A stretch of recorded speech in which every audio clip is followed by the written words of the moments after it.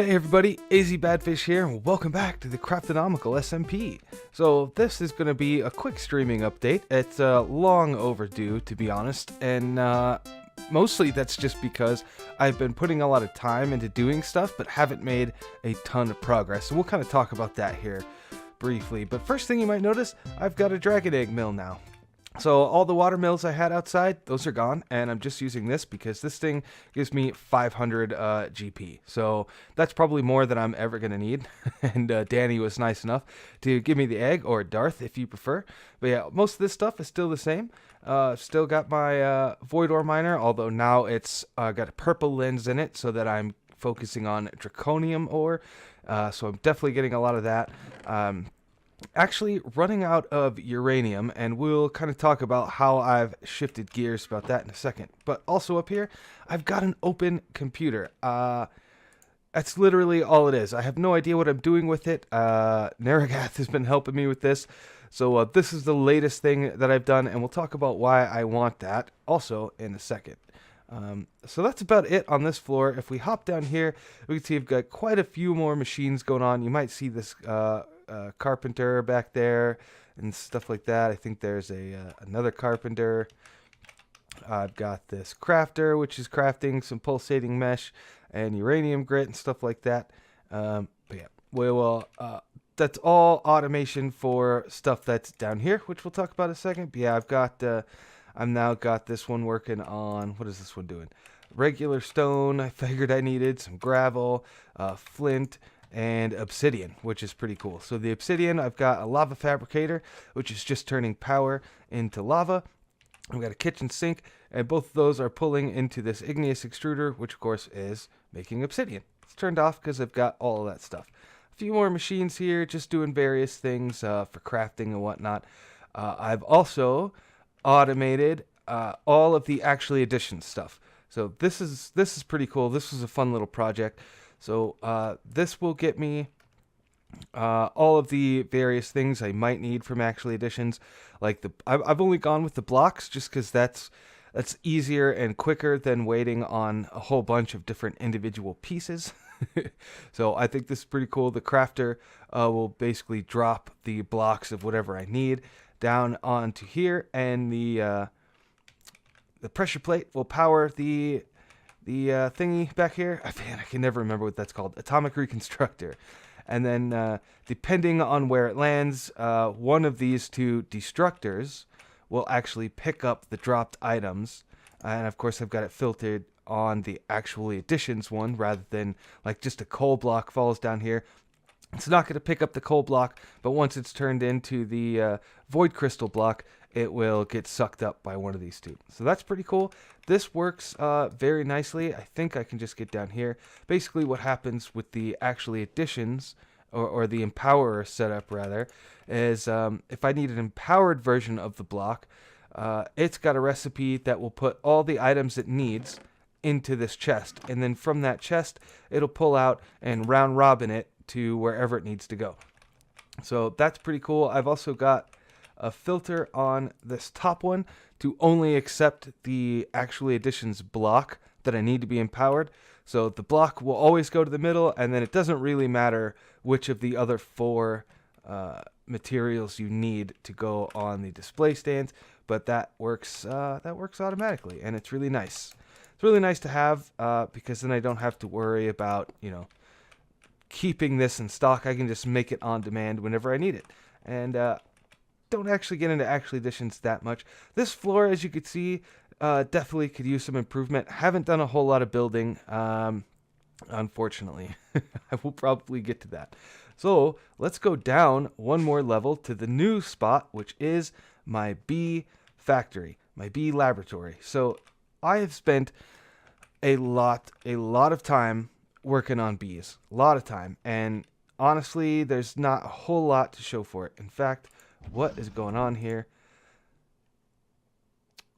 Something is going on with these bees. I wonder if somebody ran another kill command or something, because every time I log into the server, my queens are gone. And that is super annoying, because this is how I'm getting my uranium. This is also how I'm getting my redstone and my ender pearls. which I've actually taken down the big farmer block farm from Forestry that I had been using. I might have to go with another tactic though if this keeps happening with the bees. But now at least I can show you how all the stuff works. So we've got over here a genetic sampler, which if you've got a bee, you can put the bee in here and it will use a blank gene sample and genetics labware. Sometimes it'll sometimes use the genetics labware, and then you'll get one of the 13 chromosomes from the bee in like this. So that particular bee had speed fastest on it, which is good. That's a good gene to have. This genetic imprinter will take a fully created template that you assign, or it doesn't have to be fully created. It could just be a template with any amount of stuff on it. So if we look in my special refined storage that's only got bee stuff in it, we've got all these templates, and these are all full, but they don't have to be full for the imprinter. So let's take the, let's find the Eulorium one. The Eulorium with fertility 1. That is what I want. So that will create one drone and one princess every time, and it's also the fastest worker. So you could put this in here and then take another bee and put it in here and imprint this template onto that bee. But it's not the greatest because sometimes you get genetic waste out of it, and it's a big pain. But that's pretty cool. This is a stone block that I didn't mean to place. This is a genetic transposer, which basically lets you copy stuff. So I could put this template in here, put a blank template in here, and get a copy of this. Same with the gene samples. It'll also copy gene samples. That's pretty cool. This is only here, and I don't actually need this. This is only here because if you put a gene sample with stuff in it and you burn it, it creates it makes another blank one for you. So that's really handy to have. We've got a mutagen producer, which turns redstone into mutagen. We've got an advanced mutatron, which is how you can actually breed bees and get the ones that you want. Excuse me. So rather than go the forestry route with apiaries and stuff and hope to get the one you want, you can put 2 different types of bees in here, and it will show you all the different types of bees that you might get, and then you can just select it. And generally speaking, way more often than not, you will get that bee here, although there is a chance of getting more genetic waste, which is just garbage. There's nothing you can do with it. You got to throw it away. The big thing over here is this protein liquefier. So you can take raw meat, among other things, and turn it into liquid protein. You can take a bunch of, like, basically bees and stuff that you don't need anymore, and it will extract the liquid DNA, and both those machines are pumping into here. And when you've got protein and DNA, you can put a full genetic template. You've got to have all 13 chromosomes in here, and once it's started, you can actually pull it out. But I'm going to leave this in because I need 4 of them. This will create a queen of that type of bee for you, basically just out of protein and DNA. So that is really handy. That's how I've been getting my bees. What I've been working towards is getting these really good genetic templates. So like this one, it never sleeps. It's got the faster flowering, the fastest working speed. It'll tolerate up to 2 above or below its preferred humidity. Same with the temperature tolerance down at the bottom. It just uses normal flowers. It lives the longest. It has no effect. So even bees that would normally kill you just by being close to them, that effect is gone. It does tolerate rain. It's got 1 fertility, which I already mentioned, means it will produce only 1 drone. That way you don't get overrun with drones. I do have another template that's very similar to that one. Here's my templates without the species applied to it. So this is all the same except for 2. This one is lifespan shortest. The other one is lifespan longest, if you look kind of there in the middle of the list. But lifespan shortest, which means the queen gets processed the quickest. And once the queen is done, that's when the drones and princess come. So this gives you fertility 4. So this is my I need a bunch of drones template. This is my I just need a worker to produce stuff template. So that's pretty sweet. And of course, I've got all the different species that I've collected so far. So this has been pretty handy for me for stuff like this. So like right now, if I log in and I'm like, hey, wait a minute, where did my bees go? I can just quickly craft up some more and then we'll run and throw them into our industrial apiary here. And I really don't like how it never, it seems like every time I log out, I wonder is this just not loaded or something? Let's take a look at my claim chunks. Yeah, no, this is loaded, so I'm not sure what happened. The first time we did that is when we ran the kill entities command because there was tons and tons of butterflies. We just did it wrong and accidentally killed every entity on the server. So I think that's what happened, but now it's happened again. So I don't know if somebody did that. Not sure. Not sure how that happened. But yeah, all the stuff these bees produce come into here and then get either put into this guy or they will get put into these thermal expansion centrifuges. And I think it will prefer these thermal expansion ones because they're faster. If you see, I've got this set on furthest first. The only time it'll go into this regular centrifuge is if it gets an item. Not all of the items the bees produce work in the thermal ones. That's kind of weird, but some of them require a forestry one. So, yep, that's how that works. And then, of course, all of it gets piped into my main refined storage system. So that is pretty sweet. So that's my bee setup in a nutshell. And let's go sleep real quick. Not a whole lot else going on, honestly, except for some Betania stuff that I've been working on. As you can see, I've got my the farmer block thing is now cleared up. But yeah, my Betania setup has actually been moved a couple times. Originally, it was over here, and then I wanted to move all the stuff over here so it would better fit inside of a building, which I still have yet to build. But I'm going to. Once I finally decide that this is the setup I want, I'm going to do that. I'm still not sold on this setup. I don't like that I had to use regular drawers for all of these, but yeah, it just, for whatever reason, I think that Betania and storage drawers don't work very well together. When I tried to use the little 4x4 drawers to only have 4 of them, it was just super buggy and super problematic. I couldn't get it to work. So went with these single drawers, and that seems to be working out okay for me. And as you can see, I've got a lot of petals. And that's because I have an automatic flower farm, which at the moment is turned off because it's out of mana. And I'm out of mana because I don't yet have a way to automatically put coal in here.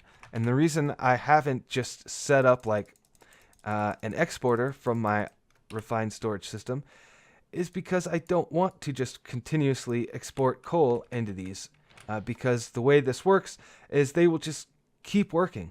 They'll keep working forever, and eventually we'll get to a point where I'm dropping coal and the coal isn't getting eaten up because all these are full, and it'll just despawn and I'll start losing coal, and I don't want to do that, even though I've got plenty of coal. You know, I've got tons of it. I still don't want to waste it. So that's actually why I have gone with open computers.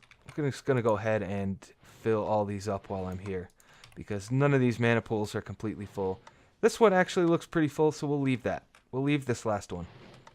So yeah, this mana spreader is powering this mana pool, which is actually powering this mana pool. And wow, that was loud. Sorry about that.